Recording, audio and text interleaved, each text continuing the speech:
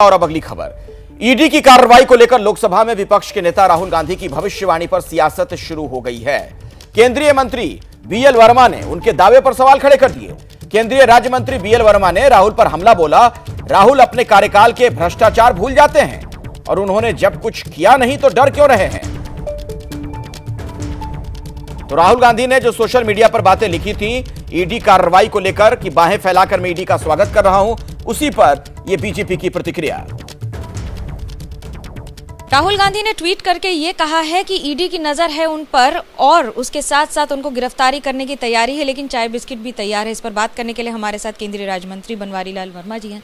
क्या कहेंगे इस पर? विपक्ष फिर से आरोप के तौर पे आ गया। देखिए, राहुल गांधी जी हो या इंडी गठबंधन के नेता हो, ईडी और सीबीआई भी जब सवाल उठाते हैं तब मैं कहना चाहता हूं कि 2004 से 14 का कार्यकाल छिपा नहीं है, जिसमें 11.5 लाख करोड़ के भ्रष्टाचार हुए थे, उजागर हुए थे, लोग जेल भी गए थे।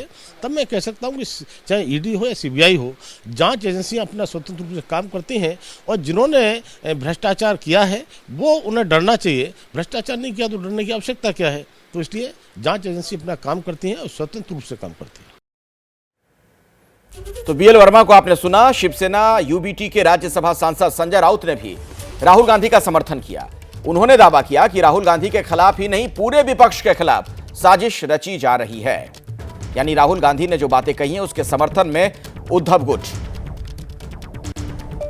राहुल गांधी जी ने जो भी सरकार के खिलाफ आज जोर शोर से अपना आवाज बुलंद कर रहे हैं लोकतंत्र बचाने के लिए, उनके सबके खिलाफ एक साजिश रची जा रही है और ये साजिश यहाँ नहीं विदेश की भूमि पर रची जा रही है। ये मैं आपको बता रहा हूँ। कुछ भी हो सकता है, हमले भी हो सकते हैं हमारे सबके ऊपर, राहुल जी के ऊपर। मैं इतना कह सकता हूँ क्योंकि 1 महीने से जिस तरह से हम सभी लोगों ने राहुल जी के नेतृत्व में दिल्ली में इस सरकार की धज्जियां उड़ाई है, सरकार की नींद उड़ गई। और ये फिर एक बार ये सब गैर कानूनी काम मिसयूज ऑफ सेंट्रल एजेंसीज करके या गुंडों की मदद लेकर हम सब पर हमले हो सकते हैं। तो संजय राउत एक कदम और आगे बढ़ गए, वो कह रहे हैं कि हम पर हमले भी हो सकते हैं और इसकी साजिश विदेश में कहीं रची जा रही है।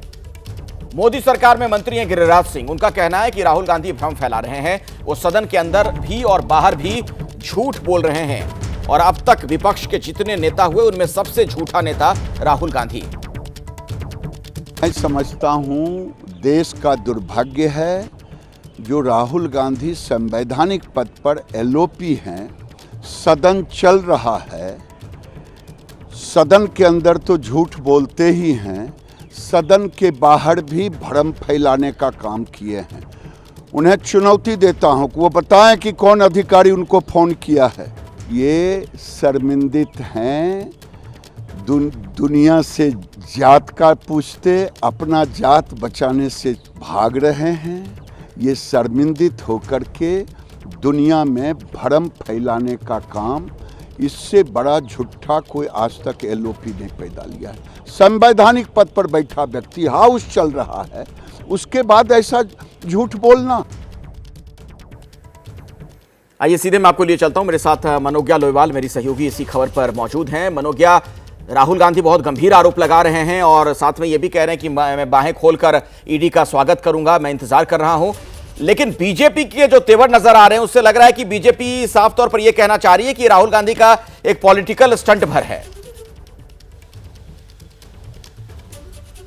बिल्कुल अखिलेश, आपने पूरा ट्वीट तो पढ़ दिया। उसमें आखिरी लाइन में यह भी लिखा है कि चाय and biscuit is on me, यानी कि चाय और बिस्कुट से खुली बाहों के साथ स्वागत किया जाएगा अगर ईडी के अधिकारी उन पर रेड करने के लिए आएंगे। ये नए अंदाज में है राहुल गांधी इस समय, जिस तरह से बार बार हमलावर हो रहे हैं सत्ता पक्ष पर। ऐसा नहीं है कि रेड्स पहले नहीं हुई है, लेकिन इस तरह के ट्वीट करके कह देना कि जब रेड होगी तो मैं भी तैयार हूँ, चाय बिस्किट के साथ नाश्ता कराया जाएगा, और उसके बाद पूरी तरह से सत्ता पक्ष का ये वार करना, गिरिराज सिंह की भाषा में अगर मैं ये कहूँ कि झुट्टे हैं, और उसके साथ साथ ये भी कह दिया कि अगर है हिम्मत तो ये प्रूव करके दिखाएं कि आखिरकार किस ईडी के अधिकारी ने ये कहा है। ठीक उसी तरह से बनवारी लाल वर्मा जो केंद्रीय राज्य मंत्री हैं, उन्होंने भी कहा कि अगर कुछ किया नहीं है तो फिर डर किस बात का, ईडी की रेड हो या ना हो। लेकिन अपना कार्यकाल जरूर गिनवा दिया 2004 से 2014 तक का, जहां पर करोड़ों स्कैम भी हुए, करोड़ों रुपए के स्कैम भी हुए, और उसके साथ साथ ये भी याद दिला दिया गया कि जो गिरफ्तारियां हुई थी क्या वो भी राजनीति से प्रेरित थी।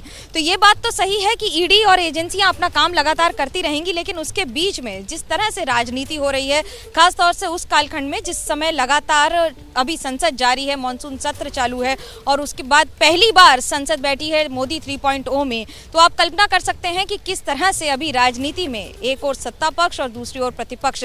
कांग्रेस एक मौका नहीं छोड़ना चाहती है दबाव बनाने का सत्ता पक्ष पर, और सत्ता पक्ष भी एक भी मौका नहीं गंवाना चाहता है इसका जवाब देने में।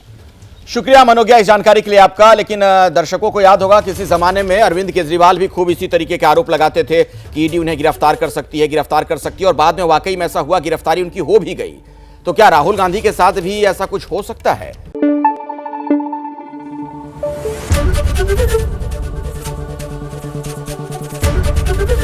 एबीपी न्यूज आपको रखे आगे।